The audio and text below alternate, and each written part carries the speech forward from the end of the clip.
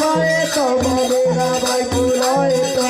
मामा हर जाए तो मेरा भाई बुलाए तो मामा हर जाए तो मेरा भाई बुलाए तो मामा हर जाए तो मेरा भाई बुलाए तो मेरा बउआ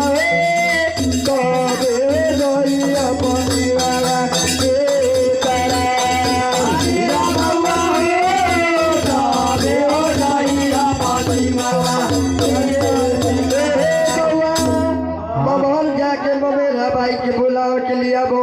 हाँ हाँ तब खेले जाइयो शिकार इतना बात सुनियो मीरा चाहे माई से कहियो का कहियो ठीक है भाई हम दूध चल जाइए हाँ बबल जाके मेरा भाई के बुलाना सुबैया में मीरा बाबा करोइयो कुल पाए होरा चल चल गैया मीरा मामा होरा जाइया चल चल गैया मीरा मामा होरा जाइया चल चल गैया मीरा मामा होरा जाइया चल चल गैया मीरा मामा होरा जाइया मीरा चलो चल गैया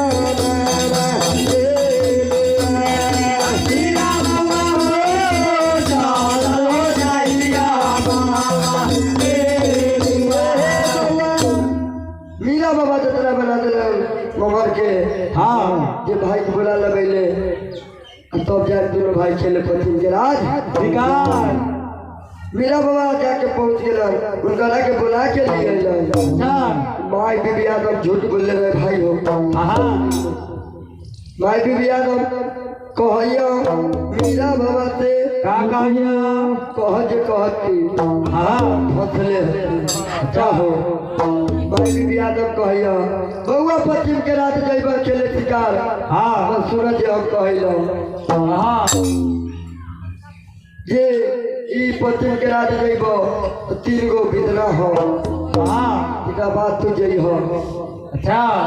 आता बाबा तो हरला बउआ पवनी एगो मानला बाबा तो हरला बउआ पवनी एगो मानला बाबा तो हरला पवन एक मानला बाबा तो हरला पवन एक मानला बउआ ये बेला पवनवा ए काका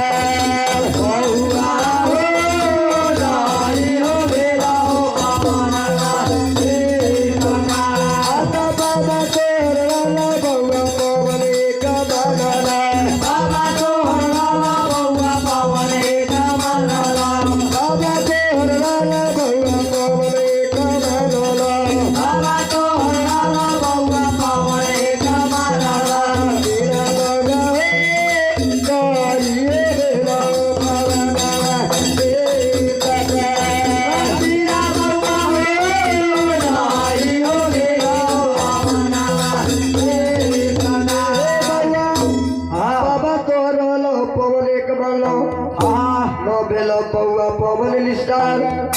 माई बीबी आदम से कहिया मीरा बाबा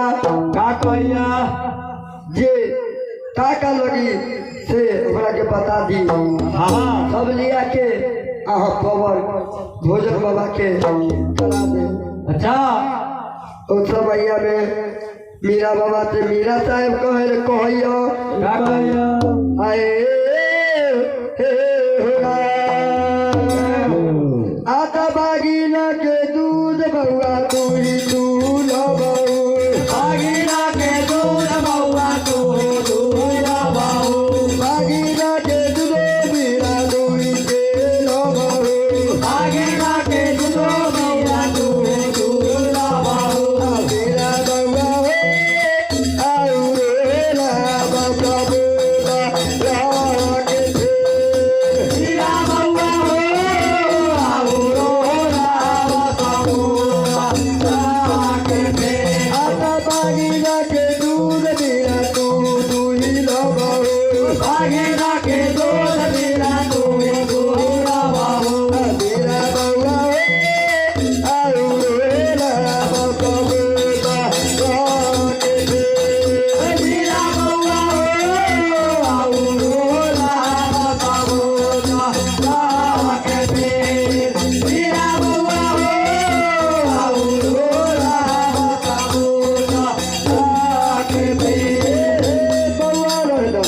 पंकज जी से बात करा देते।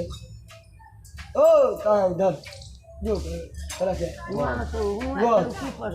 वे चल बोल दे हेलो चल